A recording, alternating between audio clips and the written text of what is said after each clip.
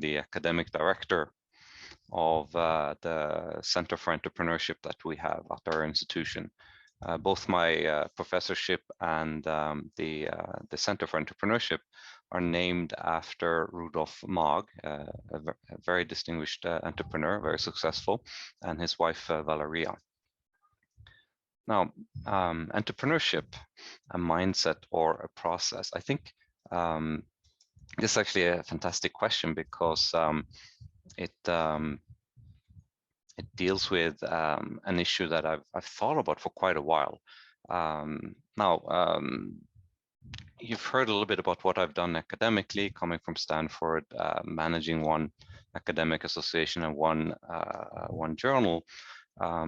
Those are all good things, but actually one of the things that I care about most deeply is that we spread knowledge about entrepreneurship in the world. What works, what doesn't work, what are the consequences of what entrepreneurs do, and so on.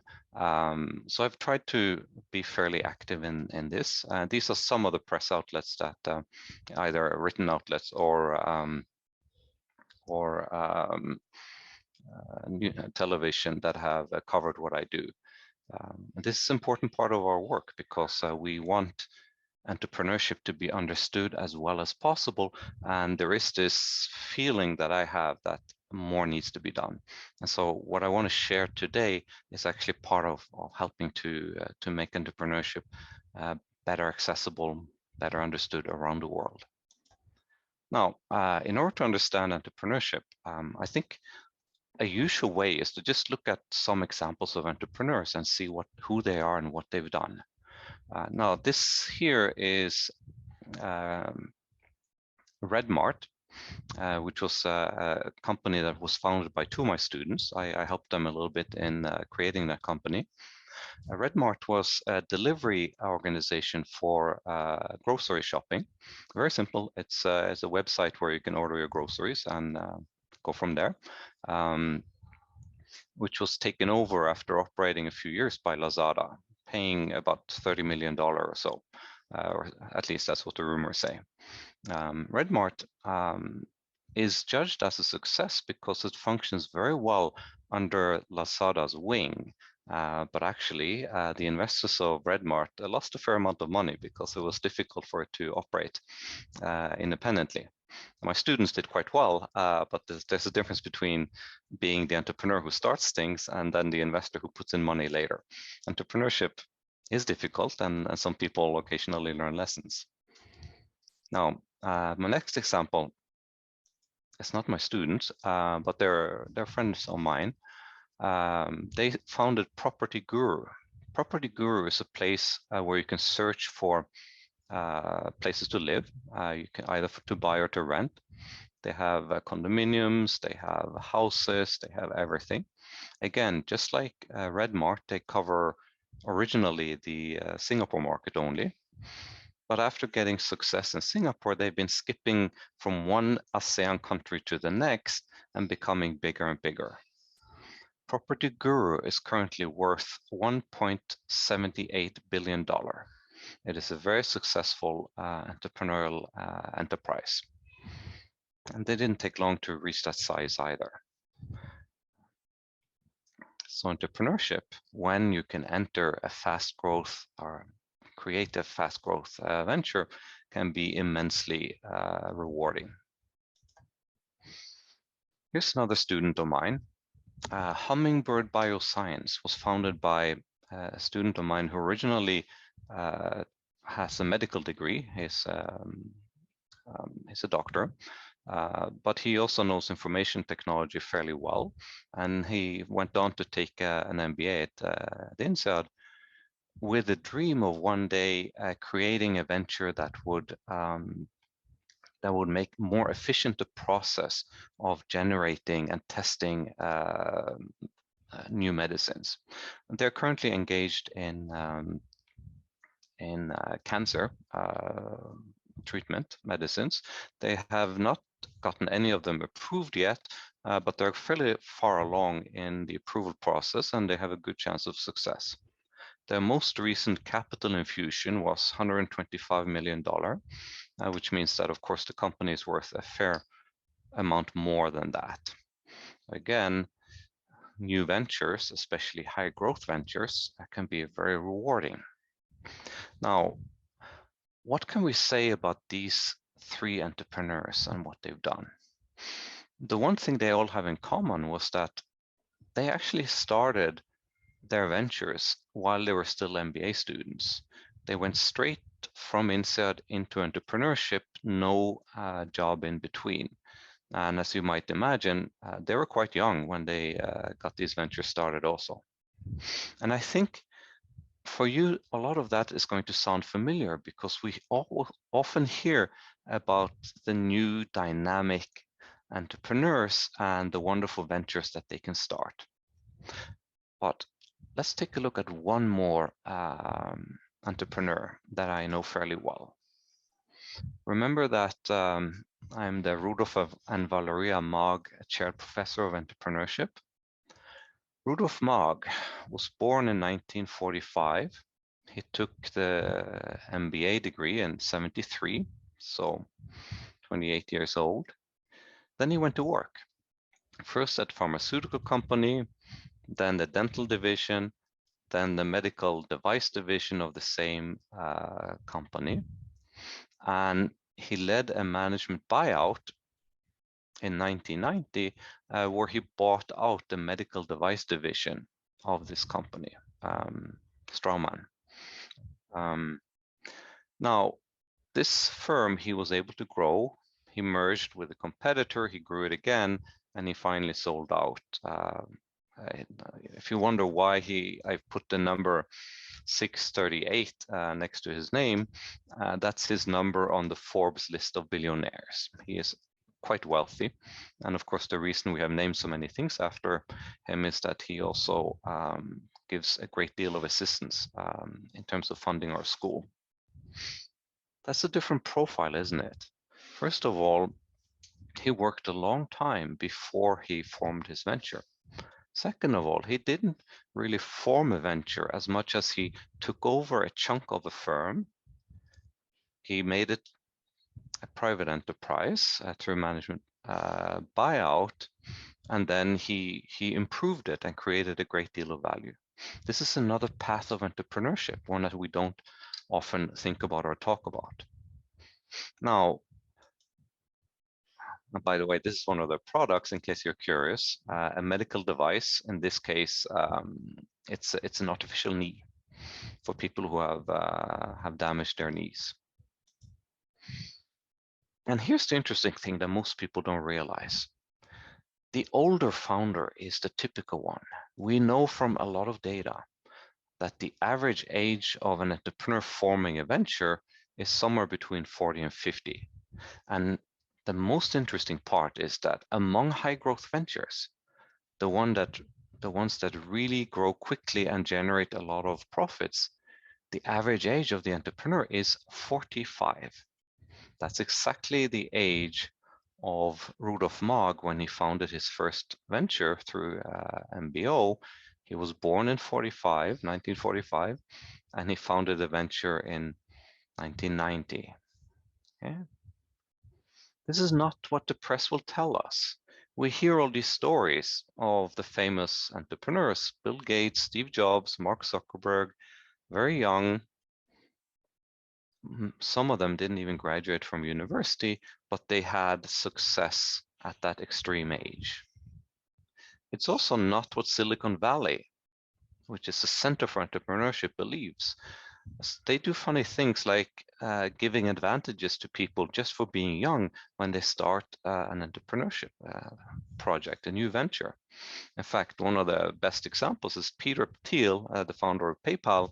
He has a special financing program that also gives gifts to entrepreneurs, but they have to be 23 or younger. But our data say that if you look at these three people, this is not the most likely person to be a successful entrepreneur, the young one. In fact, this is probably not the most likely one either. The older one, it's her. She's approximately 45 years. She is in the golden age for creating a high growth venture. Now, let's think about the question then. If entrepreneurship is a mindset, why does it happen so late? Well, let's keep in mind, people are pretty much the same throughout their lives. They don't change much. And people who can become entrepreneur often do so, but at different times, depending on the opportunities they have, such as how good are the ideas that they can see, for example. In fact, entrepreneurship is much more common than people think. There are many, many surveys asking people, have you ever started a business? About 1/4 of all people asked, regardless of age, the average across all ages say that they have already done so. Hardly any of these are high growth businesses, but they are entrepreneurial ventures. Entrepreneurship may be a mindset, but success isn't really a mindset. It requires some circumstances. Let's think about the process, and maybe then we can go on to exploring exactly what leads to success. In terms of mindset, people are the same, but they build knowledge over time. Knowledge is what feeds into venture ideas, but knowledge also feeds into management skills. Now, at INSEAD, we offer an MBA. We teach how to manage businesses, but we're also perfectly honest about our limitations. We can teach you a foundation, but after we've done that, you have to develop, and you will learn so much more about management after you're done studying management with us.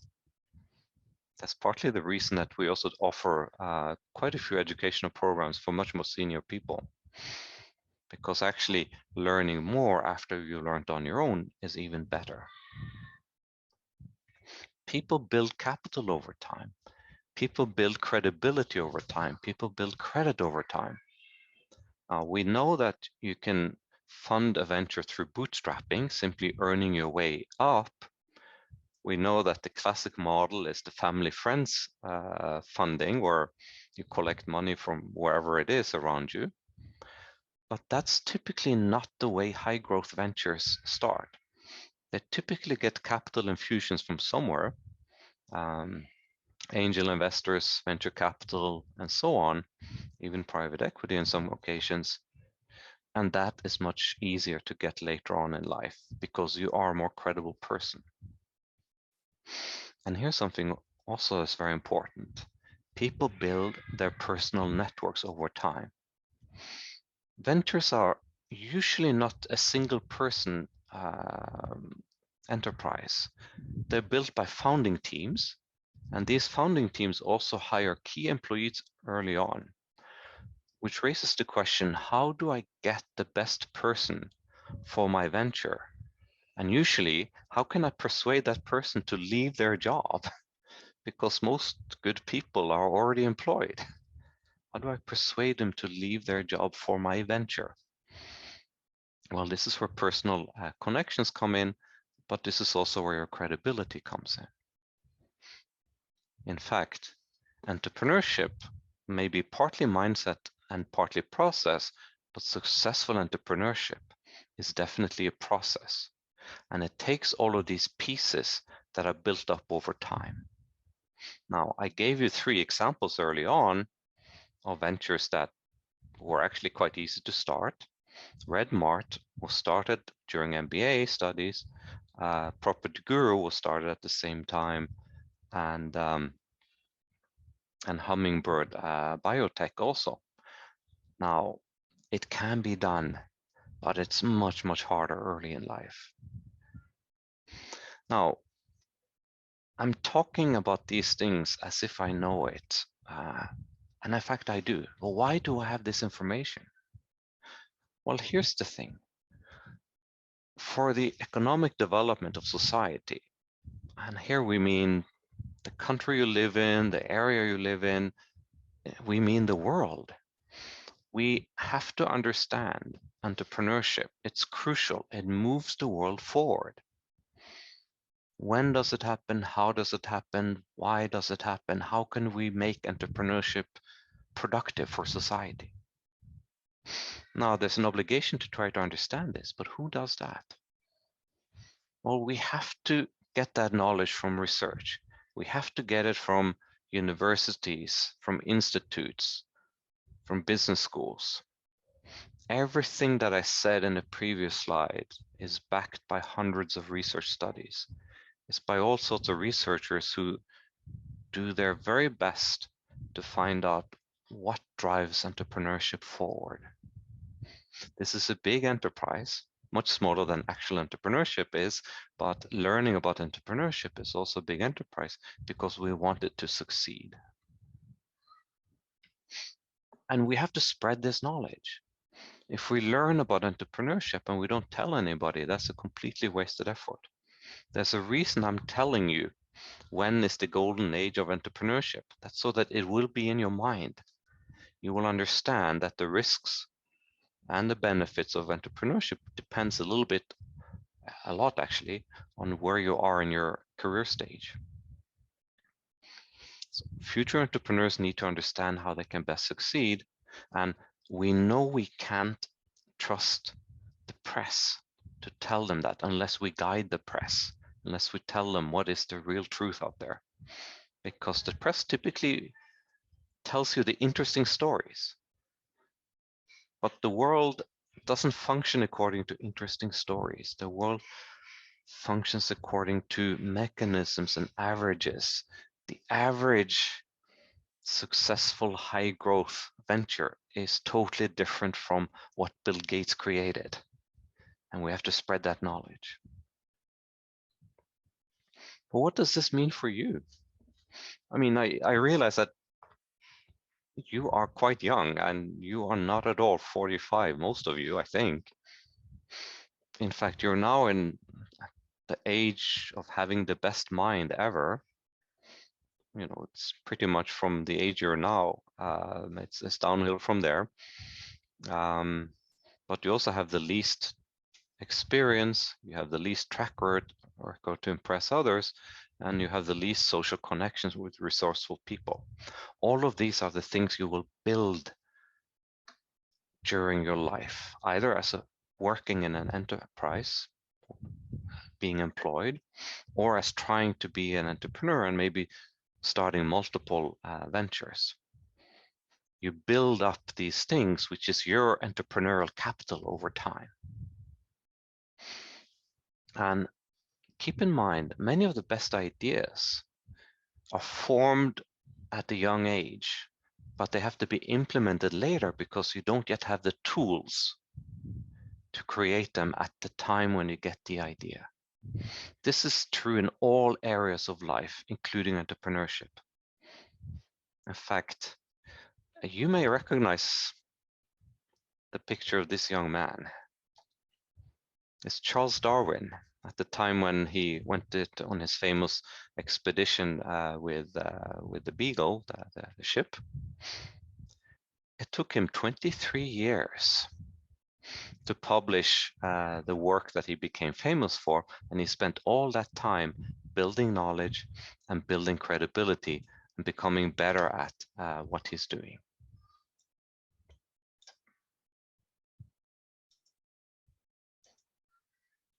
So this means that you have some choices. What if you have a passion for a new idea for a venture that you want to form, something wonderful that you want to create? Of course you can form a venture. Think about Property Guru. They were too young. On average, they wouldn't have been successful, but they were. Their venture is worth $1.78 billion. And even when you fail, often the cost for the entrepreneur is not too high, and the experience is very valuable. My students who formed Red Mate didn't become rich as a result of it, but they did fine. And now they know so much more, and they're going to start new ventures. I know this. But keep in mind the usual approach. The normal route to entrepreneurship is to work, gain experience, gain credibility, show how good you are so that the world knows. Consider one step up education such as an MBA, and then enter entrepreneurship after having enough experience, enough social contacts. In fact, let me make a third suggestion, because I know that a lot of you are more curious about what entrepreneurship is like. And maybe you just want to understand entrepreneurship, not be an entrepreneur, but understanding entrepreneurship. Well, guess what? There is one more option. You can simply study entrepreneurship. You can become a researcher. We do offer a PhD program. Many places offer a PhD program that will give you the opportunity to do research on entrepreneurship. Going directly from graduation into a PhD program is fine.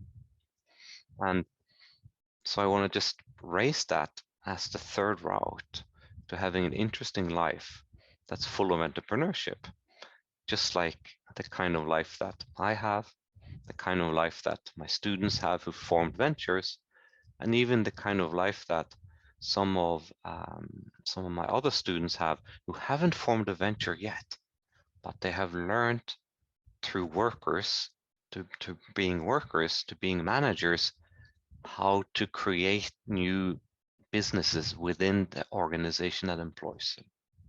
Entrepreneurship is everywhere. And this is something we need to learn about the process, because entrepreneurship is a process, and then create new things as a result of that. Now, I want to say thank you at this point, because I think maybe we should leave just a little bit of time for a question or two. Right? I have seen already one question in the chat. Feel free to type a couple of them, and then I will answer.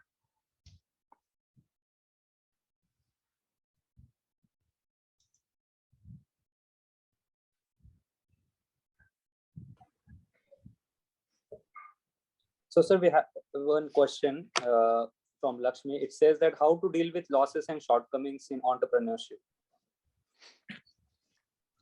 And by the losses and shortcomings, there's actually two kinds. One of them is simply that the venture has shortcomings. The other one is that there are losses and shortcomings in the skill set.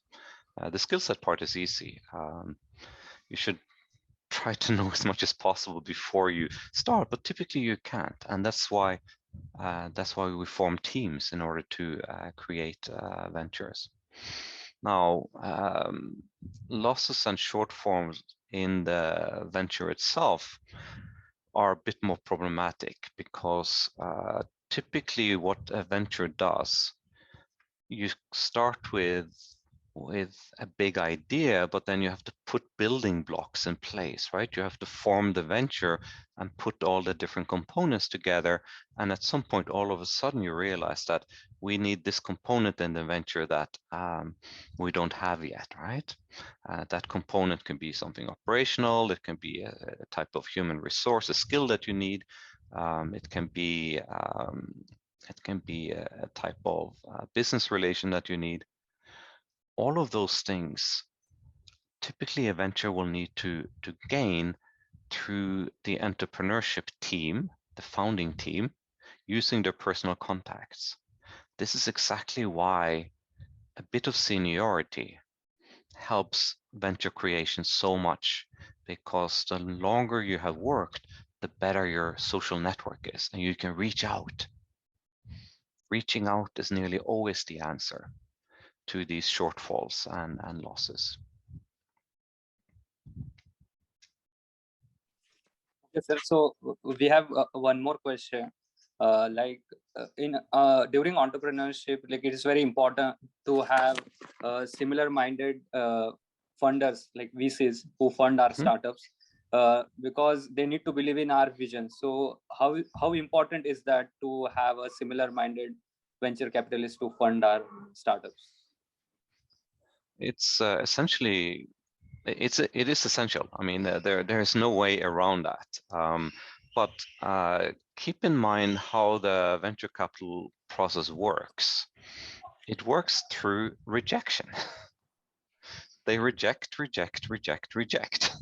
Any decent venture capital firm is going to throw out something like 95 plus out of 100 applications, which means that whichever, and I mean throw out without interviewing. So whichever makes it to the interview means that they're probably quite interested. Right? And if you actually gain funding, they're really, really interesting. So that is already taken care of. Now, that doesn't mean that they're going to agree with everything you do. In fact, it's their job not to agree with everything you do. Because what distinguishes venture capital from other forms of funding is that they are very interventionist.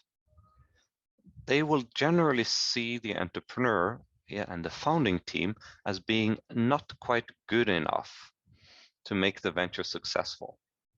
So why do they fund it? Because the combination of the entrepreneurship team and the governance by the VCs will be good enough, which means you have to listen. And in fact, typically the contracts make sure that you have to listen because they can fire you from your venture. All right, this is how it works. So this is essential. But if you have VCs on your side, they can be terribly frustrating people to deal with, but they mean well. And often they are the source of success. So, sir, due to paucity of time, we won't be able to take any more questions. Thank you for your valuable insights into the process, or I should say the mindset of entrepreneurship. And as rightfully pointed out, that successful entrepreneurship is a process. So there was a lot to take away from your session. So we are pleased to have you here. Thank you so much, sir. And announcement to the audience that we are having a poll after this session. Thank you so much. It was a great pleasure.